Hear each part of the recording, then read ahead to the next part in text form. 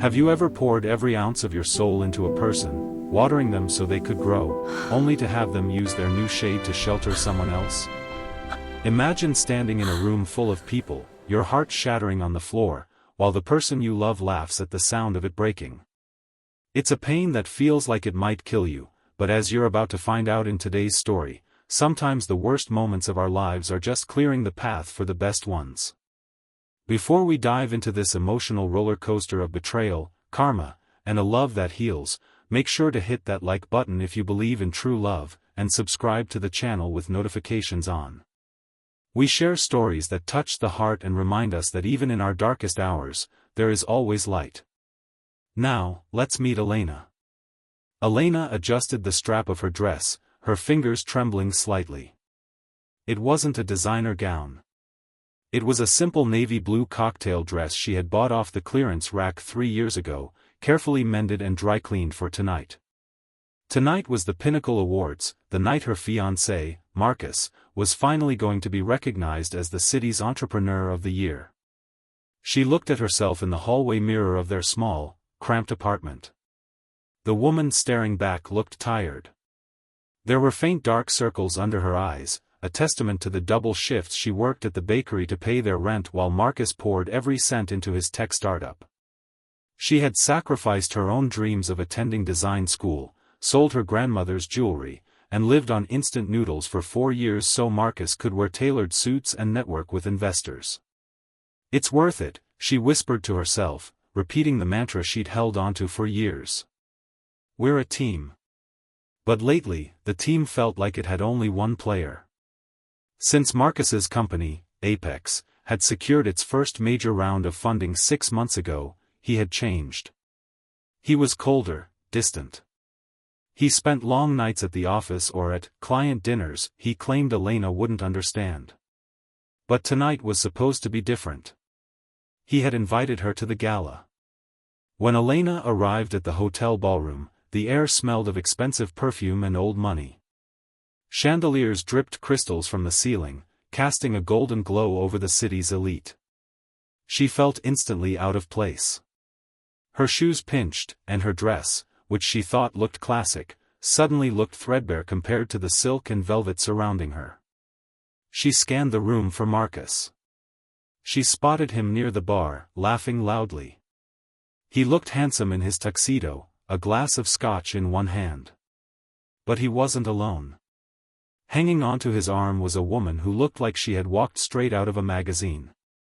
She wore a shimmering silver gown that clung to her curves, diamonds glittering at her throat. This was Jessica, the daughter of Marcus's biggest investor. Elena knew of her. Marcus spoke about her often, praising her business acumen and connections. Elena took a deep breath, pasted on a smile, and walked over. "Marcus," she said, her voice filled with pride. "You look amazing." The laughter in the small circle died down. Marcus turned, his eyes scanning Elena from head to toe. There was no warmth in his gaze, only a flicker of annoyance, followed by something worse, embarrassment. "Elena," he said flatly. "I didn't think you'd actually come." You invited me," she stammered, her smile faltering. "It's your big night." Jessica giggled, a sharp, tinkling sound. She leaned into Marcus, whispering loud enough for the group to hear, "Is this the little helper you told me about? The one who works at the donut shop?" Elena felt the blood drain from her face. "I manage a bakery," she corrected softly. Marcus didn't defend her. Instead, he let out a short, cruel scoff. "She's sentimental," Marcus said to the group, swirling his drink. "Elena was great when I was a nobody. She's good for the struggle. But let's be honest, look at her." He gestured vaguely at her dress. "She doesn't exactly fit the brand anymore, does she?" The group chuckled awkwardly. Jessica smirked, running a manicured hand down Marcus's lapel. "Some people are meant for the nosebleeds, and some are meant for the VIP box, darling. It's not her fault she can't keep up." Elena felt like the floor was dissolving. "Marcus," she whispered, her voice breaking. How can you say that? I paid for this suit. I paid for the incorporation fees. Stop, Marcus snapped, his voice raising. Don't embarrass me. You're always bringing up the past. I've outgrown you, Elena. Look at Jessica. This is what a partner looks like. You look like you're here to refill the appetizers. The cruelty was so sharp, so public, that the surrounding chatter died down. People were staring. Elena's eyes welled with hot tears. She had given him everything. Her youth, her savings, her heart. And he was discarding her like a used wrapper now that he had tasted success. Take a hint, sweetie, Jessica sneered. Go back to the kitchen. Marcus laughed. He actually laughed. Elena couldn't breathe. A sob trapped in her throat, she turned and ran. She pushed through the crowd, ignoring the whispers, and burst out onto the hotel's terrace. The cold night air hit her wet cheeks. She moved to the far corner of the balcony, gripping the stone railing, her body shaking with the force of her weeping. She felt worthless. Stupid. Used. She didn't hear the sliding door open behind her. She didn't notice the presence until a deep, steady voice spoke. That's a lot of tears for a Tuesday. Elena jumped, wiping her eyes frantically. Standing a few feet away was a man. He was tall, with broad shoulders and a face that looked like it had seen its own share of storms. He wore a suit that cost more than Marcus's entire wardrobe, but he wore it carelessly, with the top button undone. Beside him stood a little girl, no older than 5, holding a stuffed rabbit by the ears. I'm sorry, Elena choked out. I'll leave. No need, the man said. He walked closer, not aggressively, but with a gentle protectiveness. The little girl tugged on his hand. Daddy, the lady is sad, the girl whispered. The man looked at Elena. His eyes were a piercing, kind gray. He had seen the scene inside. He had seen the way Marcus preened and how Elena had crumbled. He stepped into her personal space, just enough to shield her from the wind. He leaned down, his voice dropping to a rough, comforting whisper. Don't cry. He's not worth it. Elena looked up at him, startled by the intensity in his tone. You don't understand. I gave him everything. I know, the man said softly. I saw the way you looked at him.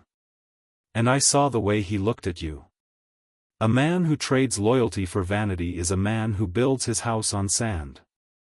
He took a handkerchief from his pocket, a real linen one, and handed it to her. I'm Liam. This is Sophie. Elena, she sniffled, taking the cloth. Well, Elena, Liam said, lifting Sophie up into his arms. My daughter thinks you look like a princess who lost her crown. And Sophie has excellent taste. That guy inside? He's a fool. And fools don't get to dictate your value. He said I didn't fit his brand, Elena admitted, the shame washing over her again. Liam chuckled darkly. His brand? His brand is cheap arrogance. You have dignity. That's a currency he's bankrupt in. Liam paused, looking at her intently. What do you do, Elena? When you aren't supporting ungrateful boys? I used to sketch. Fashion design. But I work at a bakery now. Liam nodded. Sophie needs a hot chocolate. And frankly, I need to get away from these sharks. Join us? I promise not to talk about synergy or market caps. For the first time that night, Elena felt a spark of warmth. She looked at the closed doors of the ballroom, where Marcus was likely toasting to himself. Then she looked at Liam and Sophie. Okay. That night was the turning point. Over hot chocolate in the hotel lobby, Elena learned that Liam was Liam Calloway, a venture capitalist known for being ruthless in business but fiercely private about his life. He was a single dad, having lost his wife 3 years prior. He was at the gala because his firm was considering acquiring Apex, Marcus's company. When Elena went home that night, Marcus wasn't there. He didn't come home until the next morning. By the time he walked in, Elena had packed her bags. "Oh, come on," Marcus groaned, hungover. "Are you still sulking about the joke? You need to toughen up if you want to be a CEO's wife." "I don't want to be a CEO's wife," Elena said calmly, zipping up her suitcase. "I want to be a partner. And since I'm not that to you, I'm done." Marcus laughed. "You'll be back. You can't afford rent on your own. You need me. Watch me," she said, and walked out the door. The next 2 years were the hardest and best of Elena's life. She didn't go back to Marcus. Instead, she took Liam up on an offer he made a week after the gala. He didn't give her a handout, he gave her an opportunity. He had seen her sketchpad during one of their coffee meetups and invested in a small boutique for her, treating it as a standard business loan with interest. "I don't fund charity," Liam had told her sternly, though his eyes smiled. "I fund talent. Make it work." And she did. Elena worked harder for herself than she ever had for Marcus. Her designs, elegant, affordable, and inclusive, took the city by storm. She wasn't just the bakery girl anymore, she was Elena, the owner of Lumina. During this time, her friendship with Liam deepened. It started with playdates for Sophie, who adored Elena. They would spend Sundays in the park, Elena drawing while Liam chased Sophie around the playground. Slowly, the walls around Liam's heart, built high after his wife's death, began to lower. And Elena, who thought she could never trust again, found herself leaning on Liam's steady, quiet strength. One rainy Tuesday, exactly 2 years after the gala, Liam walked into her boutique. He looked serious. "We have a meeting," he said. "With who?" Elena asked, pinning a hem on a mannequin. "A failing tech company looking for a bailout. They're auctioning off their assets. I'm thinking of buying their office space for your expansion. It's a prime location." Elena paused. She knew. She accompanied Liam to the boardroom of Callaway Enterprises. When the doors opened, sat at the long table was Marcus. He looked terrible. His suit was wrinkled, his face gaunt. Apex had crashed and burned. It turned out that Jessica, the perfect partner, had convinced her father to pull funding when Marcus's initial product launch failed due to poor quality control, details Elena used to manage for him. Jessica had dumped him the moment the money ran out. When Marcus saw Elena, he froze.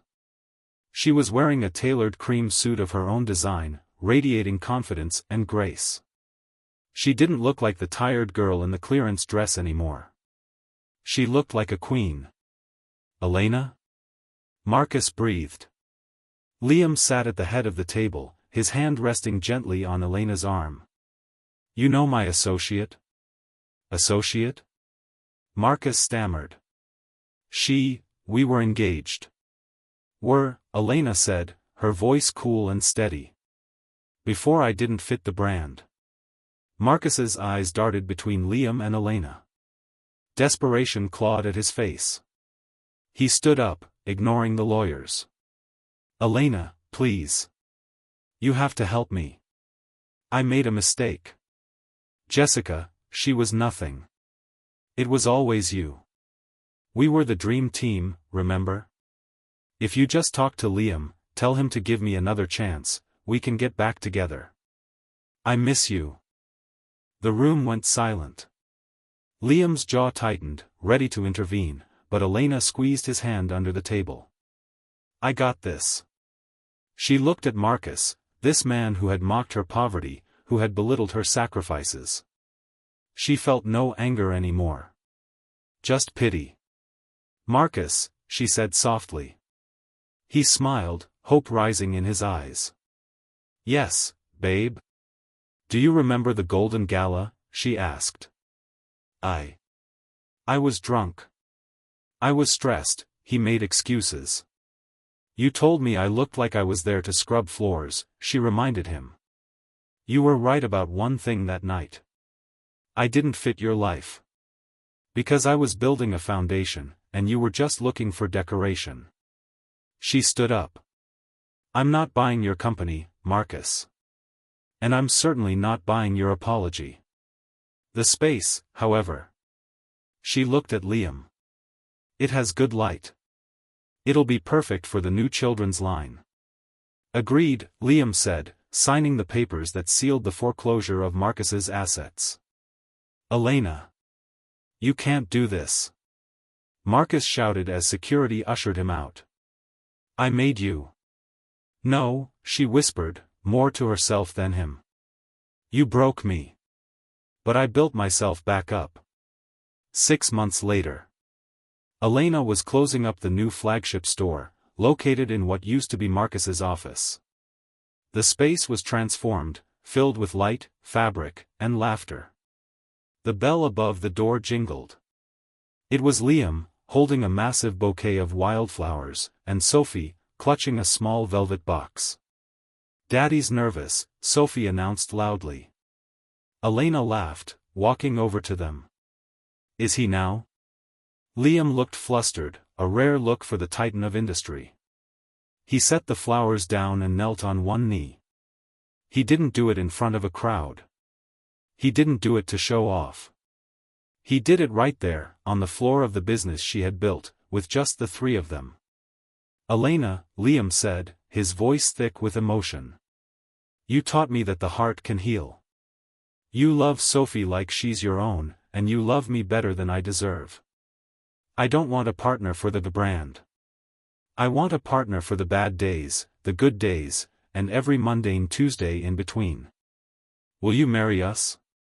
Sophie jumped up and down. Say yes. Say yes. Elena looked at the man who had whispered to her when she was at her lowest, who had believed in her when she had nothing. Yes, she whispered, tears of joy spilling over.